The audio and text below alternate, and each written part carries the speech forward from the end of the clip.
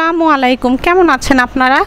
আজকে আমি আপনাদের সাথে চুলায় পিৎজা তৈরি করে দেখাবো, তবে A to Z সমস্ত টিপস সহ, মানে পিৎজা ডো, পিৎজা সস ঝটপট কিভাবে টেস্টের সাথে তৈরি করতে পারেন, পিৎজা চিকেন, প্রত্যেকটা উপাদানই কিভাবে করা যায়, প্রত্যেকটা কাজই আমি আপনাদের সাথে শেয়ার করব। যারা একদম ফার্স্ট টাইম পিৎজা তৈরি করছেন তারাও যাতে পারফেক্টলি পিৎজা তৈরি করতে পারেন, এবং দুই রকমে আমি সাজিয়েও দেখাবো। আপনারা আপনাদের পছন্দ মতো যে কোনোভাবেই সাজাতে পারবেন, সেই ধারণাটাও তাহলে আপনারা পেয়ে যাবেন আজকে। তো চলুন তাহলে দেখি রেসিপিটা। সবার প্রথমে পিৎজার ডোটাই আমি তৈরি করে ফেলছি, কারণ বাকি কাজ এটা অ্যাক্টিভ হওয়ার জন্য রেখে তৈরি করা যাবে। ময়দা নিয়েছি আমি 2.5 কাপ, 2.5 কাপ। এর মধ্যে লবণ দিয়ে দিলাম আমি 1 চা চামচের মতো, 3/4 টিস্পুন। আর চিনি নিয়েছি আমি 2 চা চামচ। মিল্ক পাউডার নিয়েছি, ইস্ট নিয়েছি, মিল্ক পাউডার নিয়েছি 2 চা চামচ, ইস্ট নিয়েছি 1.5 টিস্পুন, 1.5 চা চামচ। প্রথমে চিনি আর মিল্ক পাউডারটা মিক্স করে নিচ্ছি। ইস্টটা আমি আলতো হাতে মিক্স করব। কখনোই ইস্ট অনেক বেশি ইউজ করবেন না, তাহলে গন্ধের জন্য খেতে ভালো লাগবে না। এই যে ভালোভাবে চিনি, তারপর মিল্ক পাউডার এগুলো মিক্স হয়ে গেলে তারপর আমি এখন ইস্টটা মিক্স করব আলতো হাতে। ভালো মানের ইস্ট ইউজ করবেন। অনেক দিন ঘরে রাখা পুরানো ইস্টটা আপনার ভালো অ্যাক্টিভ হয় কিনা সেটা চেক করে নেবেন, সেটাও অনেক সময় হয় না। সেক্ষেত্রে অনেকেই দেখা যায় ডোটা পারফেক্টলি হয় না, বনরুটি তৈরি করতে গিয়ে হয় না, পিৎজা ডো হয় না, তো সেক্ষেত্রে রেসিপিটা আপনার নষ্ট হয়ে যায়।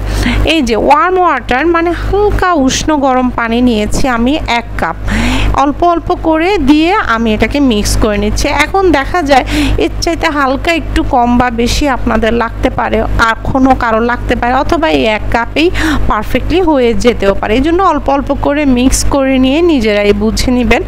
আর কীরকম ব্যাটারটা হলো, এই যে এরকম আঠালো ব্যাটার হবে সেটা লক্ষ্য করবেন। পিৎজার ডো অতিরিক্ত শক্ত করা যাবে না। তেলটা আমি দিচ্ছি সবার শেষে 2 টেবিল স্পুন। একদম সহজ পদ্ধতিতে দেখাচ্ছি, এটা এই জন্যই বলছি সবার শেষে তেলটা দিলে সুবিধা হচ্ছে আপনি এখন খুব ভালোভাবে মথতে পারবেন। মথাটা কিন্তু খুব জরুরি। সামান্য একটু তেল রেখে দিয়ে 2 টেবিল চামচ থেকে পুরাটাই আমি দিয়ে দিয়েছি। আর মথাটা অ্যাটলিস্ট 6-7 মিনিট মথতে হবে। আর শুধু মথলে হবে না, দেখা যায় মাঝখানেরটা ভালো করে মথা হচ্ছে না, এইরকম আমার মতো ছড়িয়ে ছড়িয়ে মথবেন। দেখুন ভালোভাবে মথতে হবে। আমি প্রায় 7-8 মিনিটের মতো মথেছি। এর চাইতে বেশি মথতে পারেন 2-1 মিনিট, কিন্তু এর চাইতে কম মথবেন না। কমপক্ষে 6-7 মিনিট মথবেন এবং ছড়িয়ে ছড়িয়ে বিছিয়ে বিছিয়ে ভালো করে মথবেন। এই যে শেষের যে একটুখানি তেল রেখে দিয়েছিলাম সেটাও দিয়ে দিলাম। আমি দেখুন একদম ছড়িয়ে ছড়িয়ে মথছি। যখন আপনার পিৎজা ডোটা পারফেক্টলি মথা হবে সেটা আপনি নিজে দেখলেও বুঝতে পারবেন। এতেই আপনি পারফেক্ট ডোটা পাবেন, আপনার ইস্ট অ্যাক্টিভও হবে তাড়াতাড়ি এবং পারফেক্ট সফট পিৎজা ডো তৈরি হবে। তা না হলে দেখা যায় ব্রেডটা ভালো হয় না। এই যে দেখুন আঙ্গুল দিয়ে যখন আপনি দিবেন দেখবেন যে আপনার ডোটা ভরাট হয়ে আসছে, তার মানে আপনার পিৎজা ডোটা কিন্তু তৈরি হয়ে গিয়েছে পারফেক্টলি। আর এটা দেখলেও কিন্তু বোঝা যায়। সামান্য একটু তেল হাতের চাটুতে নিয়ে আমি উপর দিয়ে দিলাম, যাতে ডোটা ড্রাই না হয়। কোনো গরম স্থানে রেখে দিবেন। এই তো এরপর এবারে পিৎজা সস তৈরি করতে চলে যাচ্ছি আমি।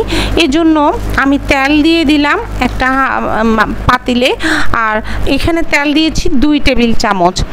আর রসুন পেস্ট দিয়েছি 1 চা চামচ। রসুন পেস্টটা ভালো করে যখন ভাজি হয়ে যাবে তখন আমি এখানে টমেটো সস দিয়েছি 2 কাপ, আর হট টমেটো সস দিয়েছি 1 কাপ।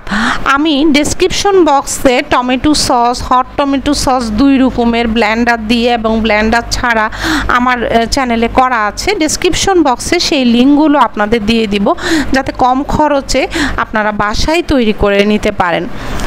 এই যে নেড়ে নেড়ে আমি রান্না করছি, কিছুক্ষণ রান্না করার পর করতে করতেই আমি গার্লিক পাউডারটা দিলাম 2 টেবিল চামচ। এটা অবশ্যই দিবেন, এতে করে কিন্তু টেস্টটা অনেক বেশি ভালো পাবেন এবং ফ্লেভারটাও অনেক বেশি ভালো পাবেন। গার্লিক পাউডার কিন্তু ঘরেই খুব সহজে তৈরি করতে পারেন, সেটাও আমি ডেসক্রিপশন বক্সে সেই লিঙ্কটাও দিয়ে দিব। আর সমস্ত উপকরণ কতটুকু কি ব্যবহার করছি সবই আমি ডেসক্রিপশন বক্সে আপনাদের সুবিধার্থে দিয়ে দিব। এই যে নেড়ে নেড়ে কুক করছি, যখন এরকম ঘন হয়ে আসছে তখন আমি বাকি উপকরণগুলো দিব। একটু চারদিকে ছিটা পড়বে, আগুন কমিয়ে বাড়িয়ে ব্যালেন্স করে নেবেন। অরিগানোটা অবশ্যই দিতে হবে, বেসিল লিফ ফ্লেক্স এবং পাপরিকা পাউডার। অরিগানো দিয়েছি আমি 1 টেবিল চামচ, বেসিল লিফ ফ্লেক্স দিয়েছি 1 চা চামচ, পাপরিকা পাউডার দিয়েছি 2.5 চা চামচ। এই সব কিছু আমি ভালো করে নেড়ে নেড়ে মিক্স করে নিচ্ছি। পাপরিকা পাউডারের কারণে একটা ভালো টেস্ট কিন্তু পাবেন, আর অরিগানো তো লাগবেই। আগুনটা বন্ধ করে দিয়েছি, কীরকম কনসিস্টেন্সিতে তা তো দেখেছেন। এখন চিকেনটা ভাজি করার পালা, সবই সহজভাবে করে দেখাবো। চিকেন কুচি করে নিয়েছি আমি, আপনারা চাইলে আরও বড় করে নিতে পারেন, 2 কাপ। এখন উপকরণগুলো আমি বলছি। 1 টেবিল চামচ তেলে 1 টেবিল চামচ রসুন পেস্ট আমি ভালো করে ভাজি করে নিচ্ছি, তার মানে কাঁচা গন্ধ থাকলে টেস্টটা ভালো লাগবে না। ভাজি হলে চিকেনটা দিয়ে দিলাম। চিকেনটা নেড়ে নেড়ে মিডিয়াম আঁচে, লো মিডিয়ামে আমি কুক করছি। কখনো মিডিয়ামে দিচ্ছি, কখনো লো মিডিয়ামে দিচ্ছি। অল্প আঁচে করতে যাবেন না, তাহলে চিকেনের জুইসিনেস চলে যাবে। এরপর সয়া সস এবং টমেটো সস দিয়ে দিচ্ছি। সয়া সস দিয়েছি আমি 1 চা চামচ, আর হট টমেটো সস দিয়েছি আমি, এতেই ভালো টেস্ট পাবেন, 2 চা চামচ।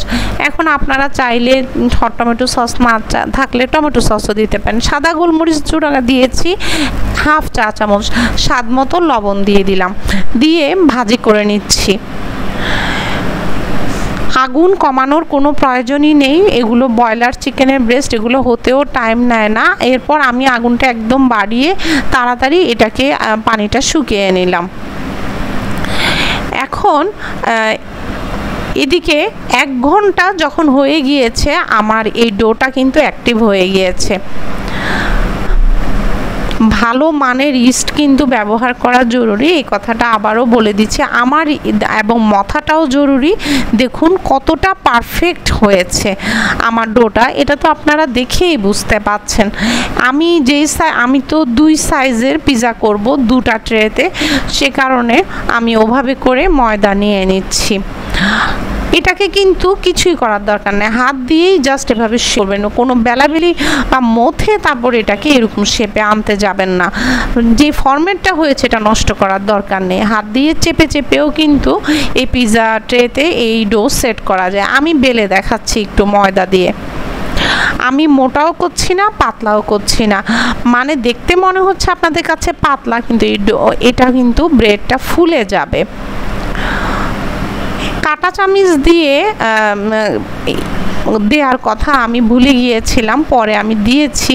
তো এটাতে আমি কাঁটা চামচ দিয়ে কাঁচিয়ে দেওয়াটা দেখানো হয়নি, পরে আরেকটা পিৎজা যে তৈরি করে দেখাবো আরেকভাবে, সেটাতে দেখাবো। এই যে দেখুন কাঁটা চামচ দিয়ে কাঁচানোটা আমার দেখানো ভুল হয়ে গিয়েছে। এই যে, আর সাইডের যে বর্ডারটা আছে সেখানেও কিন্তু একটু সস দিয়ে দিবেন, তাহলে লাল সুন্দর কালারটা আসবে। এই পিৎজাটা আমি করছি আমার পছন্দ মতো, ঝাল ঝাল করে পেঁয়াজ কুচি দিয়েছি, আর ক্যাপসিকাম কুচিটা আমি এভাবে কুচি করে দিয়েছি। পেঁয়াজও কুচি করে দিচ্ছি, অনেক বেশি পেঁয়াজ দিয়ে এই পিৎজাটা করছি। আরেকটা পিৎজা আরেক রকমভাবে করব, আপনারা আপনাদের ইচ্ছা মতো সাজাতে পারেন। এখানে আমি মোজারেলা চিজ একদম এই পিৎজাটাতে কম দিয়েছি, আর এখানে আমি বেসিল লিফ ফ্লেক্স অল্প একটু দিয়েছি, অরিগানোটা বেশি যে দিয়েছি, আর চিলি ফ্লেক্স দিয়েছি অনেক বেশি করে। আরও এক সহজভাবে আমি পিৎজা তৈরি করেছি পিৎজা সস সহ, সেটাও আমি ডেসক্রিপশন বক্সে লিংক আপনাদেরকে দিয়ে দিব। এই যে হাঁড়িটা আমি প্রিহিট করে নিয়েছি, অবশ্যই স্ট্যান্ড দিবেন, তা না হলে অনেকের ব্রেডের নিচের সাইড শক্ত হয়ে যায় চুলায় পিৎজা তৈরি করতে, এটাই হচ্ছে মেইন কারণ। এই যে দেখুন কাঁটা চামচ দিয়ে কেচিয়ে নিয়েছি আরেকটা পিৎজা। কেচানোর ফলে আপনার পিৎজার যতটুকু যেখানে ফোলাবেন সেই বর্ডারে কাঁচাবেন না। এই যে এটা হচ্ছে ঝাল ছাড়া, ক্যাপসিকাম ছাড়া ছোট বেবিদের জন্য, আর বেশি করে চিকেন দেয়া এবং বেশি করে চিজ দেয়া। অরিগানোটা তো অবশ্যই দিতে হবে, একটু বেসিল লিফ ফ্লেক্সও দিয়েছি সামান্য, আর অরিগানো দিয়েছি। খুব সহজ পদ্ধতিতে, আপনারা চাইলে অলিভ দিতে পারেন, অনেক কিছুই দিতে পারেন, কিন্তু আমি খুব সহজভাবেই করে দেখাচ্ছি। টেস্টের কিন্তু কোনো কমতি হবে না, কারণ পারফেক্টলি আমার ব্রেডটাও রেডি হয়েছে এবং পারফেক্টলি আমার টমেটো আমার যে সসটা পিৎজা সস এটাও তৈরি হয়েছে। আর এই পিৎজা সসটা তৈরি করে ফ্রিজে কিন্তু 15 দিন, নর্মাল ফ্রিজে 15 দিনের জন্য রেখে দিতে পারেন, যখন খুশি বের করে পিৎজা তৈরি করে খেতে পারেন। আমার প্রায় 30 মিনিটের মতো লেগেছে, হয়তো 20 মিনিট অল্প আঁচে করবেন, আর কখনো দেখা যায় যে 20-25 মিনিটও হয়ে যায়। 20 থেকে 30 মিনিট একটু চেক করে নেবেন, কিন্তু বারবার ঢাকনা খুলবেন না। 20-25 মিনিটের আগে অবশ্যই ঢাকনা খুলবেন না। দুটো পিৎজাই হতে আমি এভারেজ টাইম ধরেছি 30 মিনিট আমার হয়ে গিয়েছে। এখন দেখে নেবেন পাতিলের ভাপ যেন বের না হয়, এগুলো খেয়াল রাখতে হবে। এই তো ডিনারে আমি পরিবেশন করেছি, তো আশা করি সবার ভালো লাগবে। রেসিপিটা বাসায় অনেক বেশি উপভোগ করবেন। এরকম কঠিন রেসিপিগুলো সহজভাবে পাওয়ার জন্য অবশ্যই আপনারা আমার চ্যানেলটাকে সাবস্ক্রাইব করবেন এবং পাশে থাকা বেল আইকনটা প্রেস করে রাখবেন, যাতে সব ভিডিওর নোটিফিকেশন আপনাদের কাছে পৌঁছে যায়। আর যারা ফেসবুকে ওয়াচ করছেন তারা লাইক ফলো দিয়ে পাশে থাকবেন। করোনার সময় সচেতন থাকবেন। আল্লাহ হাফেজ।